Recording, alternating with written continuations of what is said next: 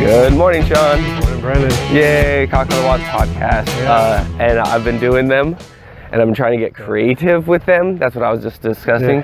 That I can, we do tell, like in 30 minutes, we don't tell the whole story. We tell it in parts, you know. And then I think it's important too. Sometimes people just jump in on a podcast at a random episode. So this is the first time checking in. It's just two guys walking, talking. Yeah, talking about life, talking about just general stuff, things that kind of get our goat sometimes. Oh, here's what I learned. Crazy ideas we have. Oh yeah, crazy ideas in our personal. I like the artistic side of us personally, but then I'm listening to some of the things that grind our gears, right? Yeah. And it's like they transcend to almost every class and also gender. Like there are females out there who legitimately have grievances with the people they work with. Oh yeah. Who doesn't that apply to? Yeah, exactly. So, I think, like I said, you know. Who doesn't that apply to? Like, you like everyone at work? No, I don't like this one person. You talk about that all the time. I mean, it's not like we're like the everyman, but kind of hitting everyman, you know. Every man or woman. Yeah. American philosophy is what I like to call that. Just the way that we are as Americans, like that just works. But so what I was gonna do was talk about COVID now and what you're like sum up everything that you can about being over it or not over it or what's still grinding your gears, because it happened in September and now it's November, so 2 months out. So like if the first part was we didn't even know we had it, the next two parts of what happened when we got it. Now post game aftermath. What do you feel? I don't know, just my views on work have changed quite a bit. Okay.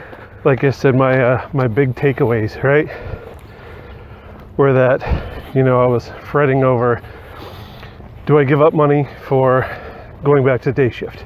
And that topic actually came up again, and my brain just switched back to, oh gee, I got to give up a shift if I go back to mornings. I don't know, that's hard to do.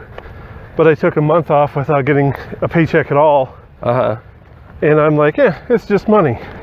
It's just money. And my life would, you know, be better, question mark, be better if I didn't work evenings or nights. Did you like it better when you had, I know it was a forced leave, but did you like that, if you could insert working during the day, did you like that? Or did you like having the day, like, or just like, what did you discover? It's strange. It did not seem like it was a lot of time off. I mean, you know, in hindsight, it was like, I should have got more done, or I should have done other things, or been more productive, or, you know. But again, I was sick. I couldn't do anything. Plus, there's nothing to go do. I mean, there was a day, I think we went for a hike. That was nice. But, and isn't there a day where we went to the drive-in?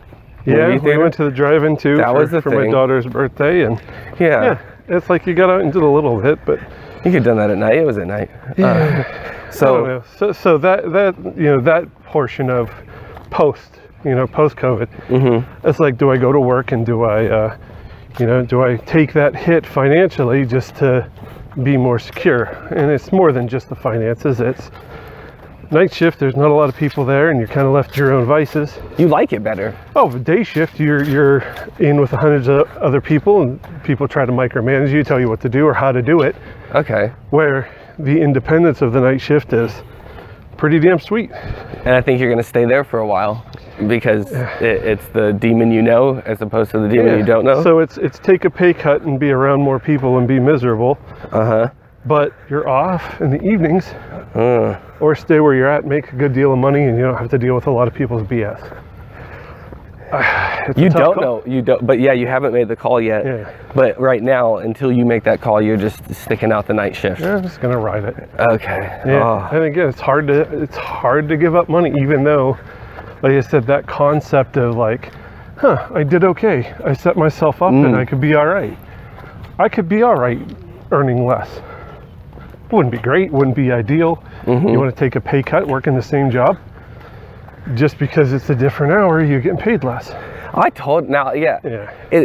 What a dilemma, because there is a part of me that just says, do what makes you happier. If you're saying taking the pay cut might make you happier, why aren't you doing that? But I don't know if it's going to make me happier. Is it going to make me more miserable to be around people that are just trying to, you know, control things that I can handle on my own? Yeah. But you're going to have your input and you're going to have your say, and I'm going to have to do things the way you want them done. Or I'm going to have to wait for you to finish on that machine so I can use it. Or I'm going to have to go to lunch at a certain time because that's when you want me to go to lunch. You know, it's the... You don't like those restrictions at work. If you're going to have to work, take those restrictions off. It makes it a little bit more tolerable. I've always said, if I go to work, give me a pile of work, I'll go in, I'll get the work done. That's how I work. And the night shift is that. That's exactly what it is. You have X, Y, and Z to do. Get X, Y, and Z done. If you have more time, do, you know, A, B, and C. I guess you did make your, you'll make your choice when you make it, but the choice that you have currently made and you stay in, it's because you understand the benefits of it. Yes, it's not perfect, but the cons, you understand the cons now, but the pros are make more money, and it's the way you want to work. It's the way that you'll feel better working. So again, the other concept of work is, right, again, they you know, they screwed me in a way. I mean, I guess that's the easiest way for me to say it. That's like how your mind interprets it. I felt like I got screwed over, right? Yeah. So I've always considered myself a really hard worker. I care about what I do. I try to go out of my way, try to do more, try to look good, right? And just, you know, after I went back after that long break, I'm looking around and it's like, nobody really works hard. Nobody really seems to care if they leave work for other people. Nobody really goes out of their way the way that I was doing it. Right? Yeah. And I'm like, who was I doing that for? Was I doing that for me? Was I doing that to look good? You know? And I go back and I'm looking around at these people just being kind of crappy people. Not crappy employees, whatever. I mean, there's good people, there's bad people, whatever, right? Oh, of course, that's what we're saying. Everyone has that at work, and it's different people. Maybe it's the same person, but it's different people around the office or work. So my concept is, right, work screwed me over. I'm going to come in and do what's expected of me. Like I said, I do X, Y, and Z because that's what's there. But that A, B, and C, I don't need to do it. That's helping someone else out that, you know, wouldn't, you know, cross the street if I was on fire. Yeah. So it's like, what do I need to do that for? Can I ask if it's this way, if I'm interpreting it this right way? You, prior to all this, you were working really hard and you were trying to get something because of your hard work. If there was a situation where you could improve your life, you wanted it, right? Then this happens and you realize that they don't treat you for your hard work that you put in any different than anybody else, and they kind of treat you bad and they kind of left you feeling dehumanized. You're like just a body that's doing a job. Yeah, and so now when you come back to work, then I should only just be a body that's doing a job. You guys don't mind the work ethic I was putting in. It seemed to go unawarded anyway. So if you're not going to thank me for that, I'm going to do, because I'm looking around, I'll do what everyone around me is doing then. And it sucks because that, you know, for years of my life, we've talked, you know, especially on this podcast too, about just work ethic and going out and doing it and doing it and doing it and doing it. And then it's like I was forced to not do it. And then I go back and I'm like, you know what? I'll coast. That's mental health right there, because your perception has changed about the job. You were doing it really, beyond the description is what you. I mean, I like to think I go above and beyond. Yeah, you go definitely. To you, it's you're just trying your best, and to them, it's like beyond the par. You know, you're doing better than par. So you were doing that. You go back, and you realize you don't even award people for going beyond the par. You just kind of. Like, there's people there that are subpar and they still get, a little mess, but you drove by us right now. That's kind of cool. Well, one big thing, subpar, right? and they're getting the same, if not better, perks than me. Well, right? here's a huge thing, right? There's one person that does like step A, okay? If you don't do step A, you can't do the rest of this stuff. You have to do this portion of it to begin with. Okay. And that's mostly her job. One person has this job. Do step A. So someone could do step B. I know how to do step A, but it's not my main function. Okay. Right? But I know how to do it. I've been trained. I learned. There aren't that many other people that know how to do step A. She's off next week, and they have no contingency plan for her being off. Other than, oh, you need to help out. You do. Well, I do step B and C, so... Who's helping me? So who's going to do B and C if I'm doing A? Oh, well, you. You're going to do A, B, and C. I can't. A is an 8-hour shift. So it's like they don't even understand the work to be done. Yeah. So it's like I need to do that 8-hour shift plus my stuff in one shift. No, it's not happening. It's not happening. It's not happening. And it's like you don't value this other lady who does step A. Step A is huge and important. You don't even. And she's huge off oversight. She's off for the week, and they're like, oh, we don't know what to do.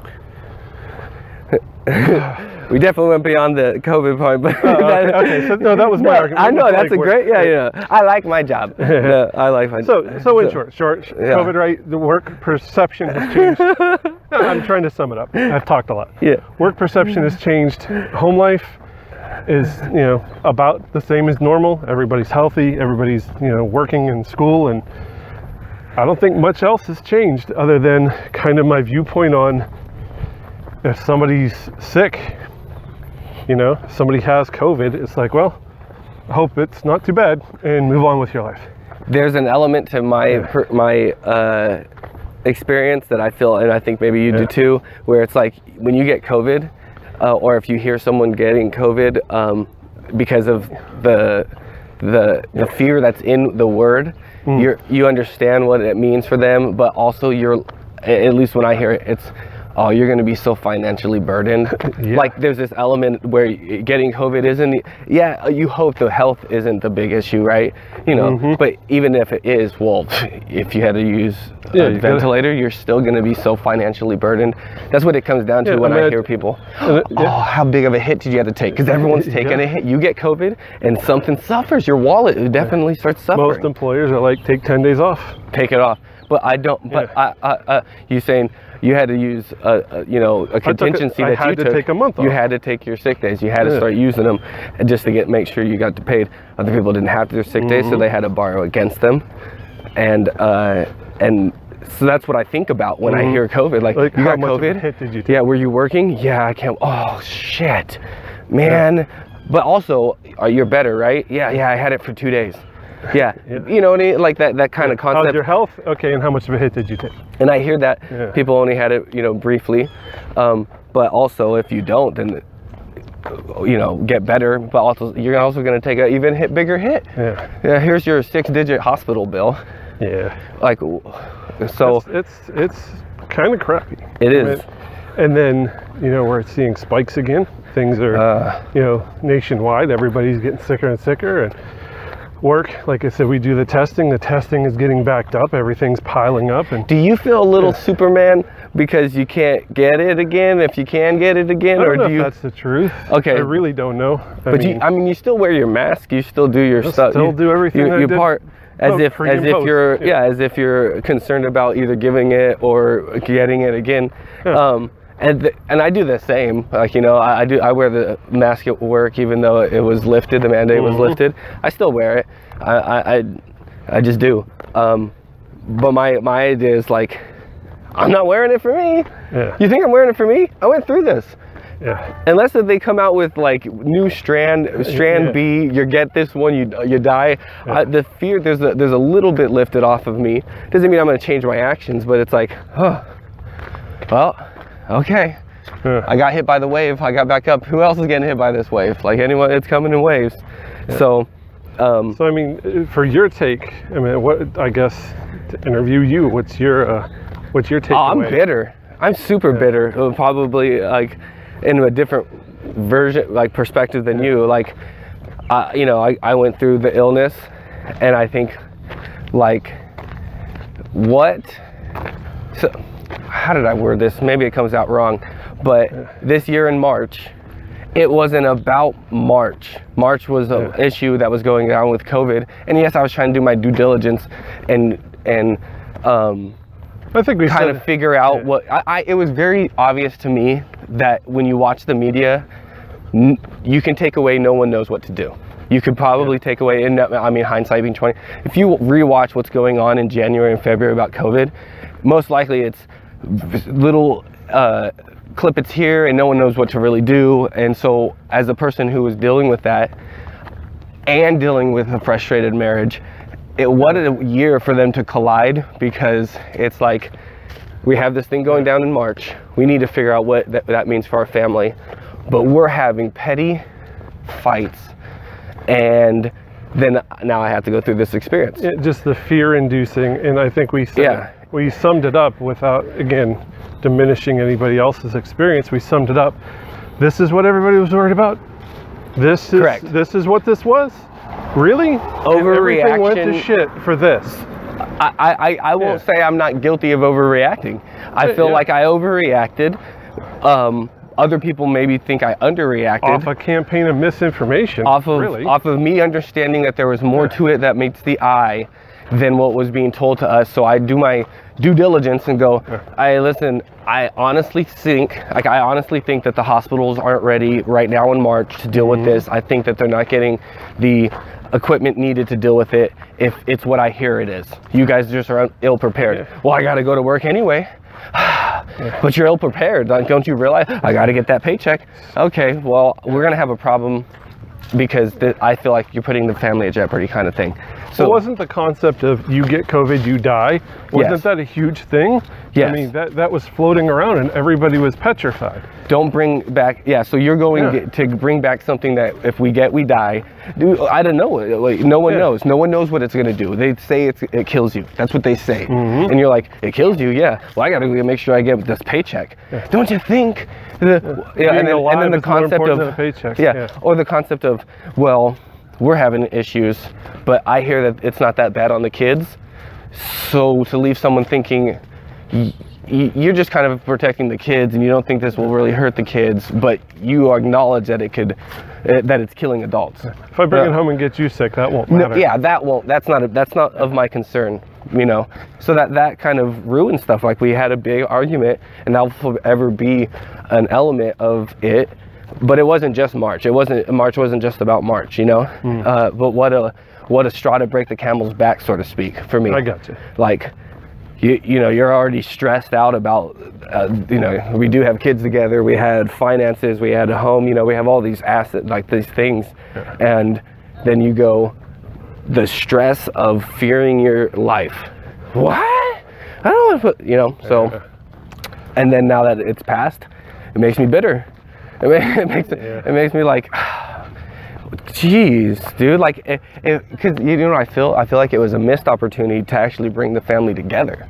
If we would have been like, okay, when times got tough, we did this and we rode this out or something, I think it would have changed things dramatically. But it was like, you can only go in one of two directions, you know. If I was bunkered down with them and we were just trying to like save money and blah blah blah, I think it would have been very useful to have me around. But the opposite happened. You had to spend a bunch of money on childcare and attorney, you know, and drain all the expenses at a time where work was scarce, and you know, and so it's a pity. It makes me sad because I don't think either one of us deserved that to happen to us. We're both good people. Yeah, so, and we have them trying to raise these girls, you know. Yeah, and like you said, COVID's definitely a factor. I mean, it's something you can't say, that was no big deal. Yeah, it played a huge factor. That sucks, right? So when you tell, you know, like, again, it's not every detail, but what a night. It says, you know, it was clearly a COVID-related incident, and that's what sparked this huge transition for me. And I can't wait to hear what you say. Some people go, it was meant to be divine intervention. My immediate response is like, that's why I said I can't wait to hear your response. I didn't have, And the universe told me I shouldn't have gotten my car that night because a big accident happened on I-65. Yeah. Really, the universe, a big ball of rocks and gas and you know, space, empty space, told you not to get in a car, right? But because of the time I was born. I don't know all the rules, okay? Astrological but it makes me feel good, Good Lord. Come on now. You take your timeline off of the time you were born, and it every time someone tells me, it feels really good, and it seems like I'm on track. So I don't know what you're talking about. See, here's my other analogy, right? You had a choice of chicken or steak at someone's wedding 10 years ago, and you chose the chicken.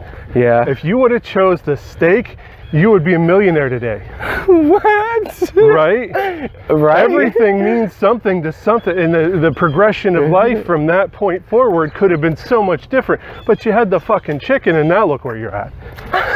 That's right. I get what you're saying, right? Because of the butterfly effect, right? So I get to have a heavy sigh when you say it was meant to be. Yeah. Well, I'm allowed to have my a heavy spiritual guru told me otherwise. and you just keep going to your chiropractor, and he'll do his finger tricks, the little magic, and pop your back. On that note, I don't have any wood to knock on. I've been feeling quite a bit better. Have you heard me complain? Yes. Oh, about your back? Yes. Fuck you. Yes. No. Yeah. About my your back recently. Yeah. It's still there, but it's gone from like a, I don't know, daily 8 to down to about like a daily 4. Okay. So it's still there, but it's not anywhere near as bad as it used to be. That's good. What did I do? I don't know. It fixed itself. Sure. I wish my cars would do that. The cars would just fix themselves over there. You did fix the washing machine. Yeah, that was a whole weekend project. I think we got a few more minutes to talk about the washing machine and then go. Dude, okay, but you saw it as a wasted day, and so did I. So you wasted your day fixing a washing machine or a dryer, but one, you did it. Haha, look at me. So was it wasted? It saved you having to go get a new dryer, and that's awesome, right? What an accomplishment. Yeah, thanks YouTube. YouTube right? helped you, right? I've done a lot of work on vehicles and household stuff that I never would have even attempted to touch had it not been for YouTube. YouTube, and I was watching the videos. They're like, it's probably this right here. Yep. If it's not this, it's probably this. And you're like, well, it's not the first one. Oh, look at B. Yep. Look at B's all corroded. Yeah, it's B. Yep.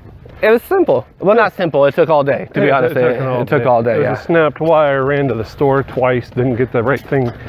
Anyway, and taped it all up. I mean, if my house burns down, I guess I'll be at fault. But I think I did okay.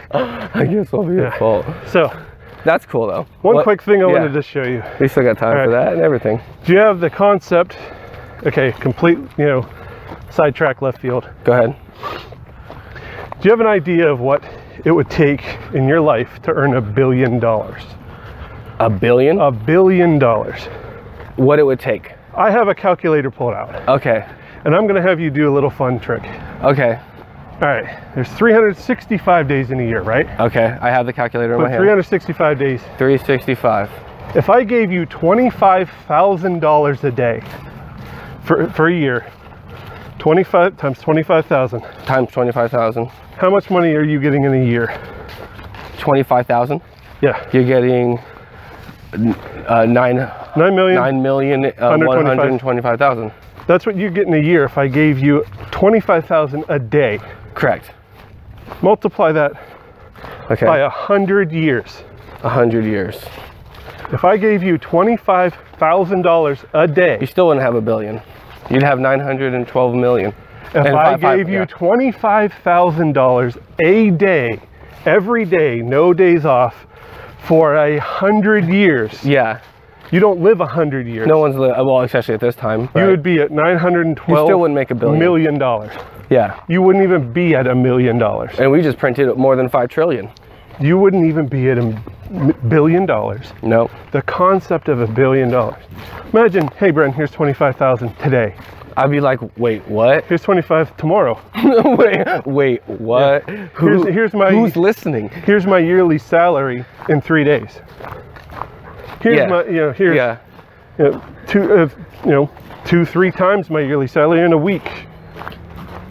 So do that 100 years. I understand. Crazy, right? It won't even net you the billion. Now we do have billionaires. So do you wonder how how they exponentially had more than that coming in the day? It's investment, and again, that's not all capital. It's not like you can pull passive. Not like you're gonna have $1 billion in cash sitting in your house. You know what I mean? No. But just that concept of 100 years.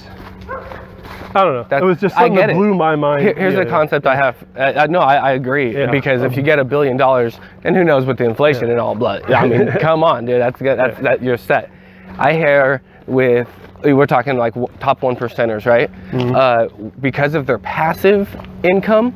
Because if you were to put it into an hourly rate, because of how much they make passively over their investments, some of them would make about $5,000 an hour, because they have. Do you understand what I mean? Like, so you put that in, you're pretty much making $5,000 an hour in your sleep too. Yeah, that's how you're getting those crazy high numbers that these people, because of their passive, how fast they're generating passive income and stuff. So just the concept of $1 billion on a personal level, not a business, not a company, just you working, right? Even if you made $25K a day, you'll never be a billionaire. So you say that to the working class, though. That's exactly what should hit hard on the working class, because they're not that 1% making that $5,000 an hour. They're that, even if you're making $100 an hour for a 10-hour shift, right? Is that not 10,000? Is that the simple math for that? You still are getting a fraction of what you just said. So don't expect to be a billionaire. You might be a millionaire, though. For what, in 100 years? I don't know. And that's with zero expenses. We can pull out a calculator and do that. But just that concept of $1 billion, it just kind of blew my mind the other day. Okay. I don't know. it blew my numbers. COVID and then billions. Right? Billions. Oh, when you hear about how many billions of people? Well, is it in the millions or billions that have been affected? I think it's millions now. Millions. Now, if you not that if you contracted it, but if you just simply know somebody, I bet you it's in the billions. It's in the billions. Crazy stuff. All right, well, I think there you go. Not really hit much of anything, but no, we just kind of gave the sum up of a thing. We're still doing the podcast, so it took us out for a while, and now we're back, and here you go. That's the story of COVID. And this is what you get. There you go. All right.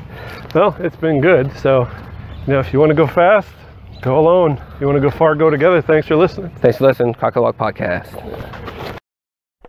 Hey, this is Brendan from Cock of the Walk Podcast. If you like what you heard, you can support us just by sharing the link. That's the most important thing, is to get the word out. If you want to go beyond that, you can do donations. You can become a member and subscribe, or you can even buy some merch. You can find us at www.halfmoonday.com. We are a Half Moon Day LLC production. You can also reach us directly with comments, questions, or topics you want us to discuss at CockoftheWalkPodcast@gmail.com or CockoftheWalkPodcast@AOL.com. We also have a Facebook, and you can find us on YouTube under the Half Moon Day page. On behalf of myself and Shaun, thank you very much for tuning in. We know there's a lot of podcasts out there, and we appreciate your time. Have a good day.